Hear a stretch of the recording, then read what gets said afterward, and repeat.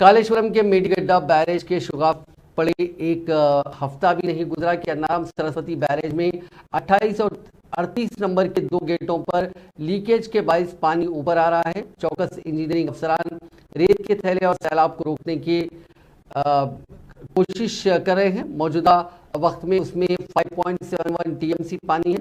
एक गेट उठाकर 2357 क्यूसिक पानी नीचे की तरफ छोड़ा जा रहा है। कालेश्वरम लिफ्ट स्कीम के एक हिस्से के तौर पर 10.87 टीएमसी पानी जखीरा करने की सलाहियत के साथ अन्नाराम सरस्वती बैरेज तामीर किया गया था। इससे पहले कि मेडीगड्ढा लक्ष्मी बैरेज को पहुंचने वाले नुकसान के वाक़े को फरामोश कर दिया जाए, अन्नाराम सरस्वती बैरेज के लीकेज ने हलचल मचा दी।